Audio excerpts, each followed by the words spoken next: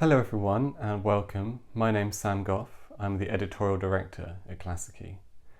We're very proud of our collection of Soviet avant-garde titles from the 1920s and 30s, which includes the likes of Sergei Eisenstein and Dziga Vertov, as well as lesser known titles from Soviet Ukraine and Georgia. But what was the Soviet avant-garde? It's a huge question without any singular answer, but there are some starting points to help you get your head around it. In the early 1920s, as the young communist state was emerging out of the chaos of the civil war that had followed the revolution, a generation of young filmmakers began to reimagine cinema as part of their commitment to the project of building Soviet power. And it's in this combination of political radicalism and formal experimentation that the Soviet avant-garde was born. Some of them, like Dziga Vertov, had cut their teeth producing propagandistic newsreels during the Civil War. Others, like Sergei Eisenstein, had a background in theatre. But what united them was a conviction that the modern mass culture of cinema was uniquely well suited to this project of transforming and rebuilding the world.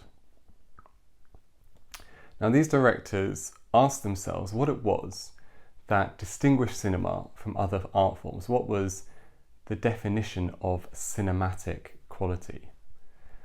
And for a group of directors inspired by the great Lev Kuleshov, the answer to this question lay in editing. That is, the cut from one shot to another, the juxtaposition of different images. Kuleshov is famous for demonstrating the so-called Kuleshov effect. This was an experiment where audiences were shown the same still image of an actor intercut with different images, a bowl of soup, a sleeping woman, a corpse, and so on. And when this happened, although the actor's face remained the same, audiences marvelled at his expressive range. Now, for Kuleshov, this proved that the power of cinema lay in its ability to juxtapose different images together to produce new meaning in the audience's mind. And this was the basis for what became known as montage theory. Now, these montage theory directors, the montage school if you like, did not totally invent this whole cloth. They were drawing on the work of pioneering American directors like D.W. Griffith, among others, but they took it further than anyone else had before. Kuleshov's madcap comedy of cultural difference, The Extraordinary Adventures of Mr. West in the Land of the Bolsheviks, is inspired by American genre films, crime films, adventure films of that period, but has a madcap, intense rhythm all of its own. The real maestro of montage, though, was Sergei Eisenstein.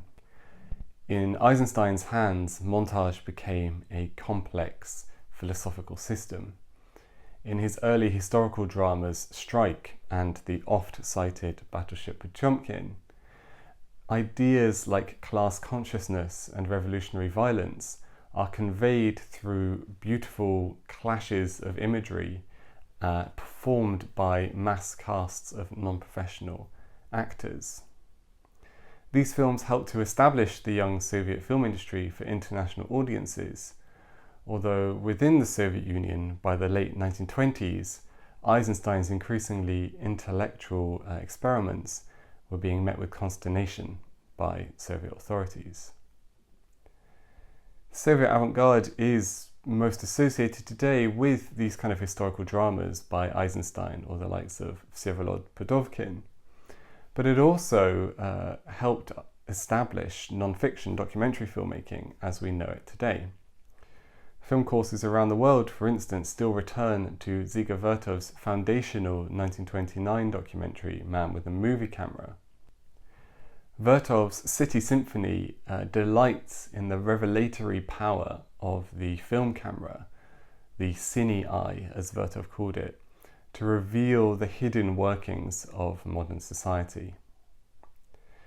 Non-fiction filmmakers also helped to assimilate and assert dominance over, if you like, the territories of the now expanding Soviet state.